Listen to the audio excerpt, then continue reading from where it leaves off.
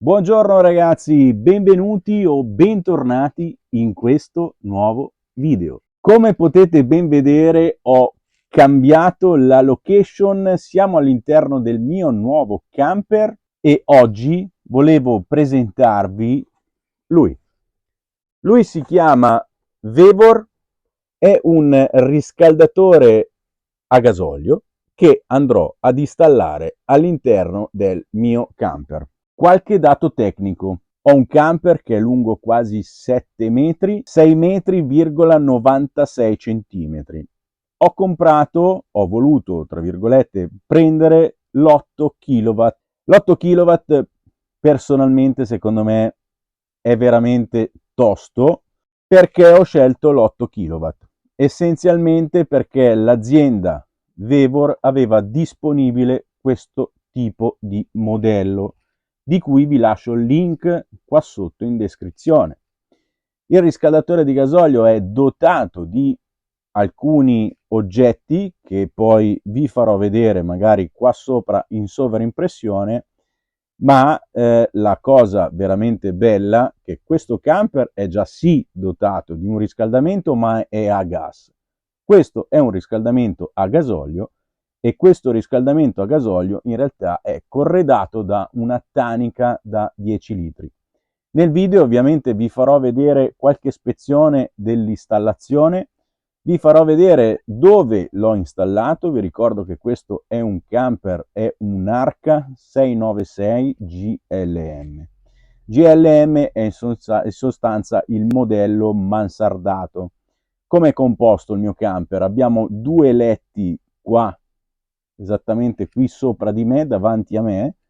Non so se potete vederlo, qua c'è un altro letto matrimoniale e qui dove sono seduto io praticamente abbiamo il quinto posto. Come dico esattamente a tutte le persone che vorrebbero eventualmente andare ad acquistare un camper, facciamoci due conti, cerchiamo di capire, cerchiamo di comprendere esattamente quanto spazio ho bisogno per mangiare, per dormire. Facciamoci delle nostre idee. Il riscaldatore di gasolio lo andrò esattamente ad installare qui dove sono seduto io, esattamente alla mia destra. C'è una dinette e vi farò poi vedere come l'ho installato. Perché ho scelto di installare questo riscaldatore Vevor a gasolio? Sostanzialmente sono stato convinto dal fatto che hanno un sito in italiano, innanzitutto sono distributori a livello europeo. Questa cosa è la cosa che più mi ha convinto. Hanno un'assistenza 7 giorni su 7, 24 ore al giorno, basta scrivere una mail e dopo penso 1-2 giorni esattamente vi arriverà la risposta per risolvere i vostri problemi. C'è da dire che questo riscaldatore è stato installato da tantissime persone, fidate da chi vi dice che non ha certificazioni. In realtà è la copia dell'Erspacher, una roba del genere. Come è fatto? Abbiamo in sostanza una camera di combustione, qui in poche parole prende l'aria e qui la butta fuori. Sotto in sostanza qui abbiamo la presa dell'aria e questa qua è lo scarico della marmitta. Questo qua invece, che se riuscite a vederlo, è dove si va ad installare il tubicino per il diesel. Non è enorme, si può tranquillamente installare, anzi in America viene addirittura installato sotto i sedili. Ci sono delle accortezze, l'accortezza soprattutto per il pescaggio dell'aria, perché come vi ho fatto vedere qua, esattamente qui viene pescata l'aria e bisogna mantenere un minimo di almeno 20 centimetri. Poi di altro bisogna fare un'installazione più semplice possibile. Ma passiamo a vedere dove e soprattutto alcune ispezioni di come ho installato il mio riscaldatore a gasolio.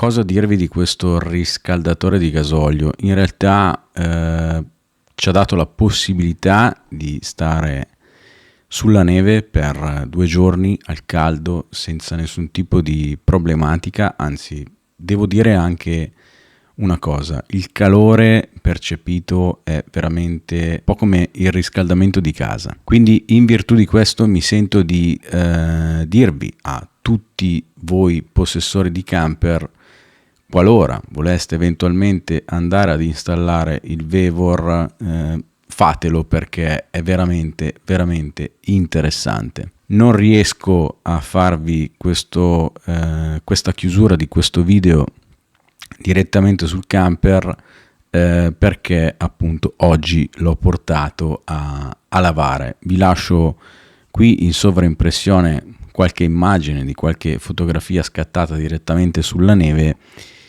e vi farò vedere poi effettivamente dove è stato installato il Vevor. Per fare un recap, questo riscaldatore di gasolio è veramente semplice anche nell'utilizzo. Chi fa montagna consiglio l'utilizzo in Hertz. Ricordo che ci sono 2 modalità, una in modalità temperatura e la seconda in modalità Hertz con ben 6 velocità, quindi arriviamo praticamente a riscaldare il camper con una temperatura veramente pazzesca. Si stava tranquillamente in maniche corte, anzi faceva anche troppo caldo. Durante la notte lo spegnevo e lo riaccendevo nelle prime ore del mattino. Non ha perso un colpo. In 3 giorni di utilizzo massiccio, quindi acceso 15 ore al giorno all'incirca, quindi facendo all'incirca un 45 ore in 3 giorni, ho consumato circa 3 litri e mezzo di gasolio, che su una tanica da 10 litri devo dire che ho ottimizzato i costi, perché i costi della bombola a gas, sappiamo, come ben sapete sicuramente, sono nettamente maggiori. Io con circa 16 euro spesi per andare a riempire la mia tanica da 10 litri, devo dire che a confronto di una bombola da 10 litri che ne costa ben 45, ho già risparmiato, diciamo, anche sulla mia vacanza. Il calore, volevo appunto parlarvi del calore percepito all'interno del camper. A parte i 22-23 gradi fissi tutto il giorno, il calore è come quello di casa, è un riscaldatore che produce una sensazione appunto di calore un po' come il riscaldamento normale, a differenza della Truma, che purtroppo mio figlio ha un pochino sofferto, e secondo me anche noi adulti, e posso dirvi che il calore è meno secco, non dà fastidio alla gola. Abbiamo provato a tenerlo acceso 3-4 ore la notte, ma vi assicuro che faceva veramente veramente caldo. Detto questo, ragazzi, vi lascio qua sotto in descrizione innanzitutto il codice sconto sul sito Vevor e il link per andare ad acquistare questo riscaldatore di gasolio. Vevor, vi ricordo, io ho installato su Arca 696 GLM, è il modello da 8 kW. Quindi andate a vedere, mi raccomando, scegliete Vevor perché abbiamo una garanzia, e soprattutto a livello europeo, quindi è distributore con un sito internet italiano, con la possibilità comunque di iscrivere direttamente all'assistenza per gli eventuali problematiche. Io di problematiche non ne ho trovate, ho fatto semplicemente un'installazione la più semplice possibile, come indicato giustamente dall'azienda e dal libricino di istruzioni che trovate ovviamente, non ricordo se in italiano, però sicuramente le immagini vi vanno ad illustrare al meglio come installarlo e soprattutto come utilizzare anche lo schermetto.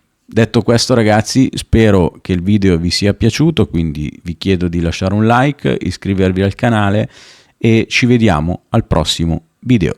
Ciao!